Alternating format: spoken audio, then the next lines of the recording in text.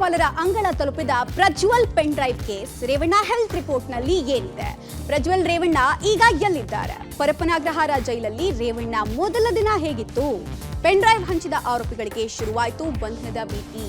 Block mailer ಕಥಾನಾಯಕ ಎಂಬ ಡಿಕೆಶಿ ಹೇಳಿಕೆಗೆ HDK ಟಕ್ಕರ್. ಪ್ರಜ್ವಲ್ ರೇವಣ್ಣ ಭೇಟಿಗೆ ಮುಂದಾದ ಎಸ್ಐಟಿ. ಡಿಕೆಶಿ ವಿರುದ್ಧ ಕ್ರಮಕ್ಕೆ ಆಗ್ರಹಿಸಿ ಜೋರಾದ ಪ್ರತಿಭಟನೆ. ಎಲ್ಲವನ್ನ ನೋಡೋಣ ಇವತ್ತಿನ Karnataka top 20. Prajwal pen drive ಪ್ರಕರಣ ಈಗ ರಾಜ್ಯಪಾಲರ ಅಂಗಳ ತಲುಪಿದೆ. ಎಸ್ಐಟಿ ಹಾಗೂ ರಾಜ್ಯ ಸರ್ಕಾರದ ವಿರುದ್ಧ ಮಾಜಿ ಸಿಎಂ ಎಚ್ಡಿ ಕುಮಾರಸ್ವಾಮಿ ರಾಜ್ಯಪಾಲರಿಗೆ ದೂರು ಕೊಟ್ಟಿದ್ದಾರೆ. ಇನ್ನು ಪ್ರಜ್ವಲ್ ರೇವಣ್ಣ ಕೇಸ್ನಲ್ಲಿ ಎಸ್ಐಟಿ ನಿಷ್ಪಕ್ಷಪಾತವಾಗಿ ತನಿಖೆ ಮಾಡ್ತಾ ಇಲ್ಲ. ಪೆನ್ ಡ್ರೈವ್ ಲೀಕ್ ಮಾಡಿದವರ ವಿರುದ್ಧ ಸರ್ಕಾರ ಕ್ರಮವನ್ನ ತೆಗೆದುಕೊಳ್ತಾ ಇಲ್ಲ. ರಾಜ್ಯ ಸರ್ಕಾರ ಪೆನ್ ಡ್ರೈವ್ ಲೀಕ್ ಮಾಡಿದವರ ರಕ್ಷಣೆ ಮಾಡ್ತಾ ಇದೆ. ಎಸ್ಐಟಿ ಅಧಿಕಾರಿಗಳು ಸರ್ಕಾರದ ಅಣತಿಯಂತೆ ಕೆಲಸ ಮಾಡ್ತಿದ್ದಾರೆ. ಎಸ್ಐಟಿಯಿಂದ ಪೆನ್ ಡ್ರೈವ್ ಪ್ರಕರಣ ತನಿಖೆ ಆದ್ರೆ ನ್ಯಾಯ ಸಿಗಲ್ಲ. ಸಿಬಿಐ ತನಿಖೆ ಅಥವಾ ನಿವೃತ್ತ ಸುಪ್ರೀಂ ನ್ಯಾಯಾಧೀಶರಿಂದ ತನಿಖೆ ಮಾಡಿಸಬೇಕು ಅಂತ ರಾಜ್ಯಪಾಲರಿಗೆ ಎಚ್ಡಿ ಕುಮಾರಸ್ವಾಮಿ ಮನವಿ ಸಲ್ಲಿಸಿದ್ದಾರೆ. ಈ ನಡುವೆ ಪ್ರಜ್ವಲ್ ಪೆನ್ ಡ್ರೈವ್ ಕೇಸ್ ವಿಚಾರದಲ್ಲಿ ಡಿಸಿಎಂ ಡಿಕೆ ಶಿವಕುಮಾರ್ ಹಾಗೂ ಮಾಜಿ ಸಿಎಂ ಎಚ್ಡಿ ಕುಮಾರಸ್ವಾಮಿ ನಡುವೆ ಟಾಕ್ ವಾರ್ ಮುಂದುವರಿತಾನೆ ಹೋಗ್ತಾ ಇದೆ. ಕುಮಾರಸ್ವಾಮಿಯಿಂದ ರಾಜ್ಯಪಾಲರಿಗೆ ದೂರು ಕೊಟ್ಟಿರುವ ಹಿನ್ನೆಲೆಯಲ್ಲಿ ಡಿಕೆ ಶಿವಕುಮಾರ್ ತಿರುಗೇಟನ್ನ ಕೊಟ್ಟಿದ್ದಾರೆ. ಕುಮಾರಸ್ವಾಮಿ ರಾಜ್ಯಪಾಲರಿಗೆ ದೂರು ನೀಡ್ಲಿ, ಅವರನ್ನ ಹಿಡ್ಕೊಂಡಿರೋರು ಯಾರು, ಕಟ್ ಹಾಕಿರೋದು ಯಾರು, ಹೋಗ್ಲಿ, ಕುಮಾರಸ್ವಾಮಿಗೆ ಬೇಡ ಅಂತ ಹೇಳಿದವ್ರು ಯಾರು ಅಂತ ಡಿಕೆ ಶಿವಕುಮಾರ್ ಪ್ರಶ್ನೆ ಮಾಡಿದ್ದಾರೆ. ಇನ್ನು ಕೆಕೆ ಗೆಸ್ಟ್ ಹೌಸ್ ನಲ್ಲಿ ಸಂತ್ರಸ್ತೆಯರಿಗೆ ರಾಜ್ಯಾತಿಥ್ಯ ಆರೋಪಕ್ಕೆ ಸಂಬಂಧಪಟ್ಟಂತೆ ಗೃಹ ಸಚಿವ ಪರಮೇಶ್ವರ್ ರಿಯಾಕ್ಟ್ ಮಾಡಿ ಎಚ್ಡಿಕೆ ಆರೋಪಕ್ಕೆಲ್ಲ ಉತ್ತರ ಕೊಡೋದಿಕ್ ಆಗೋದಿಲ್ಲ, ಸರ್ಕಾರ ಪ್ರಕರಣವನ್ನ ಗಂಭೀರವಾಗಿ ಪರಿಗಣಿಸಿದೆ, ಅವರಿವರು ಹೇಳಿದ್ದಕ್ಕೆ ಉತ್ತರ ಕೊಡೋದಿಕ್ ಆಗತ್ತಾ ಅಂತ ತಿರುಗೇಟನ್ನ ಕೊಟ್ಟಿದ್ದಾರೆ. ಹೇಳಿದ್ದಕ್ಕೆಲ್ಲ ನಾವು ಉತ್ತರ ಕೊಡಬೇಕು ಅಂತ ಏನಿಲ್ಲ. ಎಲ್ಲ SIT-ನವರು ಬಹಳ ಗಂಭೀರವಾಗಿ ಅದನ್ನ ನಾವು ಸರ್ಕಾರದಲ್ಲಿ ಅದನ್ನು ತಗೊಂಡಿದ್ದೇವೆ. ನಾವು ವರದಿ ಬರೋವರೆಗೂ ನಮಗೂ ಗೊತ್ತಿರೋದಿಲ್ಲ. ಅನೇಕ ವಿಚಾರಗಳು ಅವರು ಪ್ರಾಸೆಸ್ ನಲ್ಲಿ ಇರ್ತಾರೆ. ಅದನ್ನೆಲ್ಲವನ್ನು ನಾವು ಬ್ರೀಫ್ ಮಾಡೋಕ್ಕಾಗಲ್ಲ. KR ನಗರದ ಕಿಡ್ನಾಪ್ ಕೇಸ್ನಲ್ಲಿ ಬಂಧನವಾಗಿರುವ ಎಚ್ಡಿ ರೇವಣ್ಣ ಪರಪ್ಪನಾಗ್ರಹಾರ ಜೈಲು ಸೇರಿದ್ದಾರೆ. ನಿನ್ನೆ ಜೈಲಿನಲ್ಲಿ ಒಂದು ದಿನ ಕಳೆದಿರುವ ಮಾಜಿ ಸಚಿವ ಎಚ್ಡಿ ರೇವಣ್ಣ ಹೆಲ್ತ್ ರಿಪೋರ್ಟ್ ಇವತ್ತು ಸಲ್ಲಿಕೆಯಾಗಿದೆ. ವಿಕ್ಟೋರಿಯಾ ಆಸ್ಪತ್ರೆಯ ವೈದ್ಯರು ರೇವಣ್ಣ ಹೆಲ್ತ್ ರಿಪೋರ್ಟ್ ಅನ್ನು ಸಲ್ಲಿಸಿದ್ದು ಎಚ್ಡಿ ರೇವಣ್ಣ ಮೆಡಿಕಲ್ ಟೆಸ್ಟ್ ವೇಳೆ 3 ಸಮಸ್ಯೆಗಳು ಕಂಡುಬಂದಿದೆ. ಈ ಬಗ್ಗೆ ವಿಕ್ಟೋರಿಯಾ ಆಸ್ಪತ್ರೆಯ ವೈದ್ಯರು ಹೆಲ್ತ್ ರಿಪೋರ್ಟ್ ಸಲ್ಲಿಕೆ ಮಾಡಿದ್ದಾರೆ.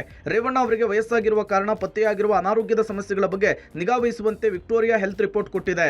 ಮಾಜಿ ಸಚಿವ ರೇವಣ್ಣ ಅವರಿಗೆ ಎದೆನೋವು ಇದ್ದ ಕಾರಣ ಕಾರ್ಡಿಯಾಕ್ ಟೆಸ್ಟ್ ಮಾಡಲಾಗಿತ್ತು. ಅದರಲ್ಲಿ ರೇವಣ್ಣಗೆ ಚಿಕ್ಕದಾಗಿ ಹೃದಯ ಸಂಬಂಧಿಸಿದಂತೆ ಸಮಸ್ಯೆ ಇರೋದು ಪತ್ತೆಯಾಗಿದೆ. ಇನ್ನು ರೇವಣ್ಣ ಅವರಿಗೆ ಹಾರ್ನಿಯಾ ಸಮಸ್ಯೆ ಇದ್ದು ಸೂಕ್ತ ಚಿಕಿತ್ಸೆಯ ಅವಶ್ಯಕತೆ ಇದೆ. ಹಾರ್ನಿಯಾಗೆ ಟ್ರೀಟ್ಮೆಂಟ್ ಪಡಿಬೇಕಿದೆ ಅಂತೇಳಿ ವಿಕ್ಟೋರಿಯಾ ಆಸ್ಪತ್ರೆಯ ವೈದ್ಯರು ಸಲ್ಲಿಸಿದ ರಿಪೋರ್ಟ್ ನಲ್ಲಿ ಸಲಹೆ ಕೊಟ್ಟಿದ್ದಾರೆ. ರೇವಣ್ಣ ಅವರಿಗೆ ಗ್ಯಾಸ್ಟ್ರಿಕ್ ಸಮಸ್ಯೆ ಹೆಚ್ಚಾಗಿರುವ ಬಗ್ಗೆಯೂ ಕೂಡ ವಿಕ್ಟೋರಿಯಾ ಆಸ್ಪತ್ರೆಯ ವೈದ್ಯರು ಹೆಲ್ತ್ ರಿಪೋರ್ಟ್ ಅನ್ನು ಕೊಟ್ಟಿದ್ದು ಹೆಚ್ಚಿನ ಚಿಕಿತ್ಸೆ ನೀಡುವುದರ ಬಗ್ಗೆ ಪ್ರಸ್ತಾಪಿಸಿದ್ದಾರೆ. ಪೆನ್ ಡ್ರೈವ್ ಪ್ರಕರಣದಲ್ಲಿ A1 ಆರೋಪಿಯಾಗಿರುವಂತಹ ಸಂಸದ ಪ್ರಜ್ವಲ್ ರೇವಣ್ಣ ವಿದೇಶಕ್ಕೆ ಹಾರಿ ದಿನಗಳೇ ಕಳೆದವು. ಆದರೆ ಪ್ರಜ್ವಲ್ ಮಾತ್ರ ಯಾವ ದೇಶದಲ್ಲಿದ್ದಾರೆ ಅನ್ನೋದು ಮಾತ್ರ ಇನ್ನೂ ಪತ್ತೆಯಾಗಿಲ್ಲ. ಎಸ್ಐಟಿ ಟೀಮ್ಗೆ ಪ್ರಜ್ವಲ್ ಲೊಕೇಶನ್ ಟ್ರೇಸ್ ಮಾಡೋದು ಕಷ್ಟವಾಗ್ತಾ ಇದೆ. ಜರ್ಮನಿ ಪ್ರವಾಸದ ಬಗ್ಗೆ ಮಾತ್ರ ಮಾಹಿತಿ ಇದ್ದು ಯಾವ ದೇಶದಲ್ಲಿ ಇದ್ದಾರೆ ಅನ್ನೋದು ನಿಗೂಢವಾಗಿದೆ. ಆದರೆ ಮಾಹಿತಿ ಪ್ರಕಾರ ಪ್ರಜ್ವಲ್ ರೇವಣ್ಣ ಯುರೋಪ್ನಲ್ಲಿಯೇ ಇದ್ದಾರೆ ಅಂತ ಹೇಳಲಾಗ್ತಾ ಇದೆ.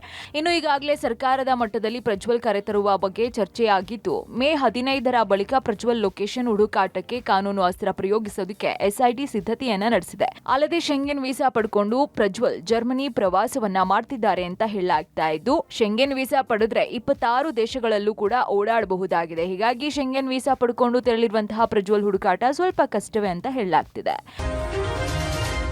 ರಾಜ್ಯದಲ್ಲಿ ಕೋಲಾಹಲ ಎಬ್ಬಿಸಿರುವಂತಹ ಪೆನ್ ಡ್ರೈವ್ ಕೇಸ್ ದಿನಕ್ಕೊಂದು ತಿರುವನ್ನ ಪಡ್ಕೊಳ್ತಾ ಇದೆ. ಮಹಿಳಾ ಕಿಡ್ನಾಪ್ ಕೇಸ್ನಲ್ಲಿ ಬಂಧಿತರಾಗಿದ್ದಂತಹ ರೇವಣ್ಣಗೆ ಜೈಲೇ ಗತಿ ಎನ್ನುವಂತಾಗಿದೆ. ಮೇ 4ರಂದು ಬಂಧಿತರಾಗಿದ್ದಂತಹ ಎಚ್ಡಿ ರೇವಣ್ಣ ಅವರನ್ನ ನ್ಯಾಯಾಲಯ ಮೇ 14ರ ತನಕ ನ್ಯಾಯಾಂಗ ಬಂಧನಕ್ಕೆ ನೀಡಿದೆ.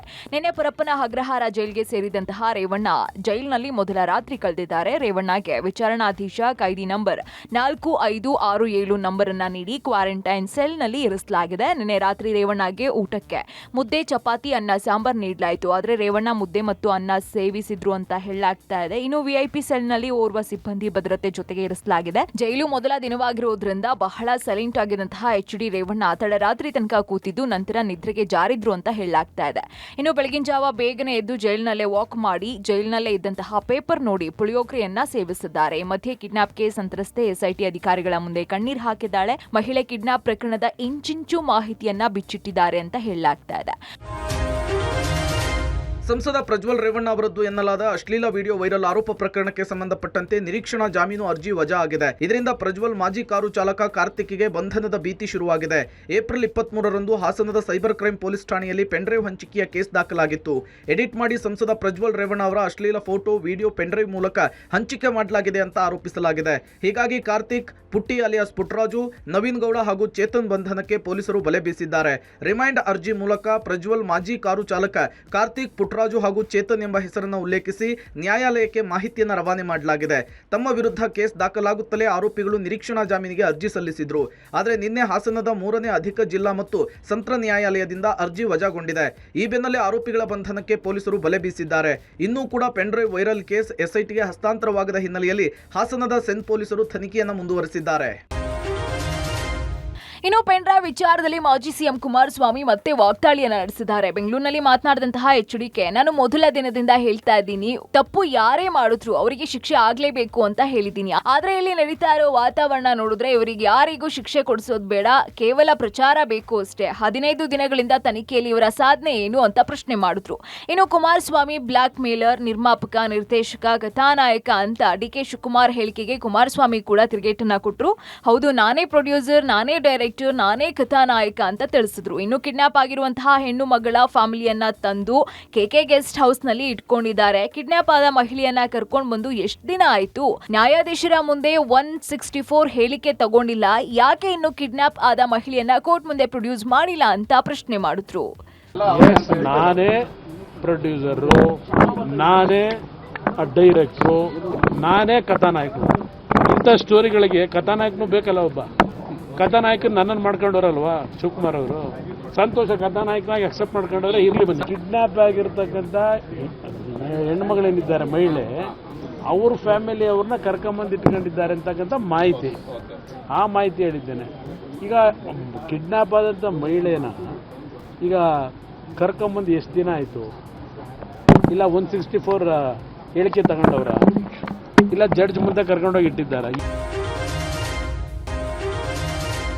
ಮಾಜಿ ಸಚಿವ ಎಚ್.ಡಿ. ರೇವಣ್ಣ ಮಹಿಳೆ ಅಪಹರಣ ಪ್ರಕರಣದಲ್ಲಿ ಬಂಧನ ಆಗಿದ್ದು ಆಯಿತು, ಪರಪ್ಪನ ಅಗ್ರಹಾರ ಜೈಲು ಸೇರಿದ್ದು ಆಯಿತು. ಆದ್ರೆ ಮಗ ಪ್ರಜ್ವಲ್ ರೇವಣ್ಣ ಮಾತ್ರ ಪತ್ತೆ ಆಗ್ತಾನೇ ಇಲ್ಲ. ವಿಚಾರಣೆಗೆ ಹಾಜರಾಗೋದಕ್ಕೆ ವಕೀಲರ ಮೂಲಕ 7 ದಿನ ಪರ್ಮಿಷನ್ ಕೇಳಿದಂತಹ ಸಂಸದ ಪ್ರಜ್ವಲ್ ರೇವಣ್ಣ 7 ದಿನ ಕಳೆದ ಬಳಿಕನೂ ಕೂಡ ವಿಚಾರಣೆಗೆ ಹಾಜರಾಗಿಲ್ಲ. ಇನ್ನು ಪ್ರಜ್ವಲ್ ಈಗ ಬರ್ತಾನೆ, ಆಗ ಬರ್ತಾನೆ ಅಂತ ಕಾಯ್ದಿದ್ದೇ ಆಯ್ತು. ಆದ್ರೆ ಪ್ರಜ್ವಲ್ ರೇವಣ್ಣ ಬರುವ ಬಗ್ಗೆ ಯಾವುದೇ ಸ್ಪಷ್ಟತೆಯೂ ಸಿಕ್ಕಿಲ್ಲ. ಈಗಾಗಲೇ ಪ್ರಜ್ವಲ್ ಪತ್ತೆಗೆ ಬ್ಲೂ ಕಾರ್ನರ್ ನೋಟಿಸ್ ನೀಡಿದೆ. ಈ ಬ್ಲೂ ಕಾರ್ನರ್ ನೋಟಿಸ್ಗೂ ಪತ್ತೆಯಾಗದೆ ಹೋದ್ರೆ ಕಾನೂನಲ್ಲಿ ಮುಂದಿನ ಕ್ರಮ ಏನ್ ತೆಗೆದುಕೊಳ್ಳಬೇಕು ಅನ್ನೋ ಚಿಂತನೆಯಲ್ಲಿ ಇದೆ ಎಸ್ಐಟಿ. ಬೇಗ ತನಿಖೆ ಮುಗಿಸೋ ಕಾತರದಲ್ಲಿ ಇರುವಂತಹ ಎಸ್ಐಟಿ ಪ್ರಜ್ವಲ್ ರೇವಣ್ಣ ಭೇಟಿಗೆ ಪ್ಲಾನ್ ಮಾಡಿಕೊಂಡಿದ್ದು, ಪ್ರಜ್ವಲ್ ರೇವಣ್ಣ ಎಲ್ಲೇ ಇದ್ರೂ ಹುಡುಕಿ ಕರ್ಕೊಂಡು ಬರೋದಕ್ಕೆ ಮುಂದಾಗಿದೆ. ಇದಕ್ಕೆ ಬೇಕಾಗಿರುವಂತಹ ಎಲ್ಲ ಸಿದ್ಧತೆ ಮಾಡಿಕೊಂಡಿರುವಂತಹ ಎಸ್ಐಟಿ ತಂಡ ಪ್ರಜ್ವಲ್ ರೇವಣ್ಣ ಪತ್ತೆಗೆ ಬಲೆ ಬೀಸಿದೆ. ಪ್ರಜ್ವಲ್ ರೇವಣ್ಣ ಪೆನ್ ಡ್ರೈವ್ ಪ್ರಕರಣಕ್ಕೆ ಸಂಬಂಧಪಟ್ಟಂತೆ ಹಾಸನದಲ್ಲಿ ಶಿವಲಿಂಗೇಗೌಡ ಮೊದಲ ಬಾರಿಗೆ ರಿಯಾಕ್ಟ್ ಮಾಡಿದ್ದಾರೆ. ರಾಜ್ಯ, ಜಿಲ್ಲೆ, ದೇಶದಲ್ಲಿ ಎಂದೂ ನಡೆಯದೇ ಇರುವಂತಹ ಲೈಂಗಿಕ ಹಗರಣ ಈ ಜಿಲ್ಲೆಯಲ್ಲಿ ಆಯ್ತಲ್ಲ ಎನ್ನುವ ದುಃಖದಲ್ಲಿದ್ದೀವಿ. ಇಡೀ ಪ್ರಪಂಚಾದ್ಯಂತ ಸುದ್ದಿಯಾಗಿದೆ. ದುಷ್ಕೃತ್ಯ ಮಾಡಿರುವವರು ವಿದೇಶಕ್ಕೆ ಹೋದ ಮೇಲೆ ಎಲ್ಲಾ ಸುದ್ದಿ ಆಯ್ತು. ಇಡೀ ಹಾಸನ ಜಿಲ್ಲೆಗೆ ಕಳಂಕ ತಂದಿದೆ ಅಂದ್ರು. ಇನ್ನು ಪ್ರಜ್ವಲ್ ರೇವಣ್ಣಗೆ ಉಗ್ರ ಶಿಕ್ಷೆ ಆಗ್ಲಿ ಅಂತ ಪ್ರಧಾನಮಂತ್ರಿ ಹೇಳಿರೋದನ್ನ ಸ್ವಾಗತ ಮಾಡ್ತೀವಿ. ಮೋದಿ ಅವರು ಪ್ರಜ್ವಲ್ ರೇವಣ್ಣ ಅವರನ್ನ ವಿದೇಶದಿಂದ ಕರೆಸಬೇಕು, ಬರೀ ಹೇಳಿಕೆ ಕೊಟ್ರೆ ಸಾಕಾಗೋದಿಲ್ಲ ಅಂತ ಪ್ರಧಾನಿ ಮೋದಿ ವಿರುದ್ಧನೂ ಕೂಡ ಶಿವಲಿಂಗೇಗೌಡ ಗುಡುಗಿದ್ರು. ಇನ್ನು ಕಾಂಗ್ರೆಸ್ ಸರ್ಕಾರ ಹಾಗೂ ಸಿಎಂ, ಡಿಸಿಎಂ ಮೇಲೆ ಇಲ್ಲಸಲ್ಲದ ಆರೋಪವನ್ನ ಮಾಡಲಾಗ್ತಾ ಇದೆ. ದೇವೇಗೌಡರ ಕುಟುಂಬಕ್ಕೂ ದೇವರಾಜೇಗೌಡ ನಡುವೆ ಜಿದ್ದಾಜಿದ್ದಿ ನಡೀತಾ ಇತ್ತು. ಇದನ್ನ ಸುಖಾಂತ್ಯ ಮಾಡೋದಕ್ಕೆ ದೇವರಾಜೇಗೌಡ ಯಾಕೆ ಮನ್ಸ್ ಮಾಡ್ಲಿಲ್ಲ? 6 ತಿಂಗಳು ಯಾಕೆ ಪೆನ್ ಡ್ರೈವ್ ತಮ್ಮ ಬಳಿ ಇಟ್ಕೊಂಡ್ರು? ಕಾರ್ತಿಕ್ಗೆ ನ್ಯಾಯ ಕೊಡಿಸೋದಿಕ್ಕೆ ಆಗದಿದ ಮೇಲೆ ಪೆನ್ ಡ್ರೈವ್ ಯಾಕೆ ತಮ್ಮ ಬಳಿ ಇಟ್ಕೊಂಡ್ರು ಅಂತ ಶಿವಲಿಂಗೇಗೌಡ ಪ್ರಶ್ನೆ ಮಾಡಿದ್ರು. ಇನ್ನು ಕುಮಾರಸ್ವಾಮಿ ಮುಖ್ಯಮಂತ್ರಿ ಆಗಿದ್ದವರು, ಅವರ ಮಾತಿನಲ್ಲಿ ಹಿಡಿತ ಬೇಡ್ವಾ? ಎಲ್ಲರನ್ನೂ ಏಕವಚನದಲ್ಲೇ ಬೈತಾರೆ. ಇದರಲ್ಲಿ ರಾಜಕಾರಣ ನಡೀತಾ ಇದೆ. ಈಗ ಜಾತಿಯನ್ನ ಎಳೆದು ತಗೊಂಡ್ಬಂದಿದ್ದಾರೆ. ಕುಮಾರಣ್ಣ ಮೊದಲು ಉಪ್ಪು ತಿಂದ ಮೇಲೆ ನೀರು ಕುಡಿತಾರೆ ಅಂತ ಅಂದಿದ್ರು. ನಮ್ ಕುಟುಂಬ ಬೇರೆ, ಅವ್ರ ಕುಟುಂಬನೇ ಬೇರೆ ಅಂತ ಹೇಳಿದ್ರು. ಈಗ ಡಿಫೈನ್ ಮಾಡ್ಕೊಳ್ತಾ ಇದ್ದಾರೆ ಅಂತ ಆಕ್ರೋಶ ವ್ಯಕ್ತಪಡಿಸಿದ್ರು.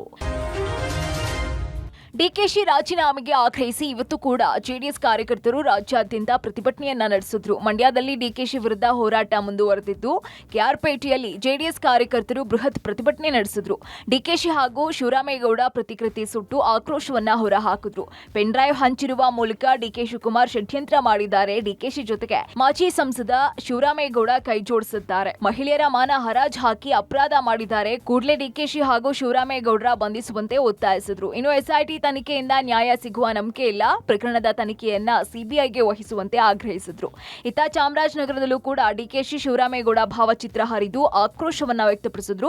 ಇನ್ನು ಶಾಸಕರ ವಿಡಿಯೋ ಸೋಷಿಯಲ್ ಮೀಡಿಯಾದಲ್ಲಿ ಪೋಸ್ಟ್ ಮಾಡಿದಂತಹ ವಿಚಾರಕ್ಕೆ ಸಂಬಂಧಪಟ್ಟಂತೆ ಇಬ್ಬರು ಜೆಡಿಎಸ್ ಕಾರ್ಯಕರ್ತರ ಬಂಧನ ಹಿನ್ನೆಲೆಯಲ್ಲಿ ರಾಮನಗರ ಸೆಸ್ ಪೊಲೀಸ್ ಠಾಣೆಗೆ ಜೆಡಿಎಸ್ ಕಾರ್ಯಕರ್ತರ ಮುತ್ತಿಗೆ ಹಾಕಿದ್ರು. ಈ ವೇಳೆ ಸೆಸ್ ಠಾಣೆ ಇನ್ಸ್ಪೆಕ್ಟರ್ ಪುಟ್ಟೇಗೌಡ ಜೊತೆ ಜೆಡಿಎಸ್ ಕಾರ್ಯಕರ್ತರು ವಾಗ್ವಾದ ನಡೆಸಿದ್ರು. ಮಡಿಕೇರಿ, ಬೆಳಗಾವಿಯಲ್ಲೂ ಕೂಡ ಜೆಡಿಎಸ್ ಕಾರ್ಯಕರ್ತರು ಪ್ರತಿಭಟನೆ ನಡೆಸಿ ಡಿಕೆಶಿ ರಾಜೀನಾಮೆಗೆ ಆಗ್ರಹಿಸಿದ್ರು. ಲೋಕಸಭಾ ಚುನಾವಣೆಗೆ ದೋಸ್ತಿ ಮಾಡಿಕೊಂಡಿದ್ದ ಬಿಜೆಪಿ ಜೆಡಿಎಸ್ ದೋಸ್ತಿಗಳಿಗೆ ಮತ್ತೊಂದು ಮೈತ್ರಿ ಅಗ್ನಿ ಪರೀಕ್ಷೆ ಎದುರಾಗಿದೆ. ಜೂನ್ 3ರಂದು 3 ಪದವೀಧರ ಕ್ಷೇತ್ರ ಮತ್ತು 3 ಶಿಕ್ಷಕರ ಕ್ಷೇತ್ರದ ಚುನಾವಣೆ ನಡೆಯಲಿದ್ದು, ದೋಸ್ತಿ ಮುಂದುವರಿಯುತ್ತಾ ಎಂಬ ಪ್ರಶ್ನೆ ಮೂಡಿದೆ. ಸದ್ಯ ರಾಜ್ಯದಲ್ಲಿ ಪ್ರಜ್ವಲ್ ಪ್ರಕರಣದ ದಳ್ಳೂರಿ ಇದ್ದು, ದೋಸ್ತಿ ಪಕ್ಷಗಳಿಗೆ ಪ್ರಕರಣದಿಂದ ತೀವ್ರ ಮುಜುಗರದ ಸನ್ನಿವೇಶ ಎದುರಾಗಿದೆ. ಹೀಗಾಗಿ ಪರಿಷತ್ ಚುನಾವಣೆಯಲ್ಲಿ ಮೈತ್ರಿ ಮುಂದುವರಿಸುವ ಕುರಿತು ಇನ್ನೂ ತೀರ್ಮಾನ ಆಗಿಲ್ಲ. ಮೇ 11ರಂದು ರಾಜ್ಯ ಬಿಜೆಪಿ ನಾಯಕರ ಮಟ್ಟದಲ್ಲಿ ಮಹತ್ವದ ಸಭೆ ನಿಗದಿಯಾಗಿದ್ದು, ಸಭೆಯಲ್ಲಿ ಸಂಭಾವ್ಯರ ಆಯ್ಕೆ ಹಾಗೂ ಮೈತ್ರಿಯ ಬಗ್ಗೆ ಅಭಿಪ್ರಾಯ ಸಂಗ್ರಹಕ್ಕೆ ಮುಂದಾಗಿದೆ. ಸಭೆಯ ಅಭಿಪ್ರಾಯವನ್ನು ಹೈಕಮಾಂಡ್ಗೆ ಸಲ್ಲಿಕೆ ಮಾಡಲಿರುವ ರಾಜ್ಯ ನಾಯಕರು ಜೆಡಿಎಸ್ ಜೊತೆಗೆ ಲೋಕಸಭೆಯ ಚುನಾವಣೆ ನಂತರವೂ ಕೂಡ ಮೈತ್ರಿ ಮುಂದುವರಿಸುವ ನಿರ್ಧಾರವನ್ನ ಮಾಡಿದ್ದಾರೆ ಎನ್ನಲಾಗಿದೆ. ಆದರೆ ಈ ನಡುವೆ ಪ್ರಜ್ವಲ್ ಪೆನ್ ಡ್ರೈವ್ ಪ್ರಕರಣದಿಂದ ಎಲ್ಲವೂ ಉಲ್ಟಾಪಲ್ಟಾ ಆಗಿದ್ದು, ಮೈತ್ರಿಯ ಬಗ್ಗೆ ಖುದ್ದು ಹೈಕಮಾಂಡ್ ತೀರ್ಮಾನ ಮಾಡಬೇಕಿದೆ. ಸದ್ಯ ಲೋಕಸಭಾ ಚುನಾವಣೆಯಲ್ಲಿ ವರಿಷ್ಠರು ಬ್ಯುಸಿಯಾಗಿದ್ದು, ಹೈಕಮಾಂಡ್ ಪರಿಷತ್ ಚುನಾವಣೆಯ ಕುರಿತು ಅಷ್ಟಾಗಿ ತಲೆಕೆಡಿಸಿಕೊಂಡಿಲ್ಲ. ಈ ಕುರಿತು ಯಾವುದೇ ನಿರ್ದೇಶನ ಇನ್ನೂ ಕೂಡ ನೀಡಿಲ್ಲ ಎನ್ನಲಾಗಿದೆ. ಒಂದು ವೇಳೆ ಮೈತ್ರಿ ಆಗಿದ್ದೇ ಆದರೆ 6 ಕ್ಷೇತ್ರಗಳ ಪೈಕಿ ಜೆಡಿಎಸ್ಗೆ 2 ಕ್ಷೇತ್ರ ಬಿಟ್ಟು ಕೊಡುವ ಸಾಧ್ಯತೆ ಇದೆ ಎನ್ನಲಾಗಿದೆ. ಪೆನ್ ಡ್ರೈವ್ ಪ್ರಕರಣದಲ್ಲಿ ಪಕ್ಷ ಹಾಗೂ ಸರ್ಕಾರಕ್ಕೆ ಆಗಬಹುದಾದ ಮುಜುಗರ ತಪ್ಪಿಸಲು ಕೈಪಾಳೆಯ ಡಬಲ್ ಶೂಟ್ ತಂತ್ರಕ್ಕೆ ಮೊರೆ ಹೋಗಿದೆ ಎನ್ನಲಾಗಿದೆ. ಒಂದು ಒಕ್ಕಲಿಗ ಕಾರ್ಡ್, ಇನ್ನೊಂದು ತನಿಖಾ ಅಸ್ತ್ರ, 2 ಕಾರ್ಡ್ ಒಟ್ಟಿಗೆ ಪ್ಲೇ ಮಾಡುವುದು ಕೈಪಾಳೆಯದ ಲೆಕ್ಕಾಚಾರವಾಗಿದೆ. ಒಕ್ಕಲಿಗ ನಾಯಕರುಗಳು ಕೌಂಟರ್ ಮಾಡುವ ಮೂಲಕ ಒಕ್ಕಲಿಗ ಕಾರ್ಡ್ ಪ್ಲೇ ಆರೋಪವನ್ನು ಎದುರಿಸುವುದು ಒಂದು ಕಡೆಯಾದರೆ, ಮತ್ತೊಂದು ಕಡೆಗೆ ತನಿಖೆ ಚುರುಕುಗೊಳಿಸುವುದು, ಪ್ರಜ್ವಲ್ ಹುಡುಕಾಟ ತೀವ್ರಗೊಳಿಸುವ ತಂತ್ರಗಾರಿಕೆಗೆ ಕಾಂಗ್ರೆಸ್ ಮುಂದಾಗಿದೆ.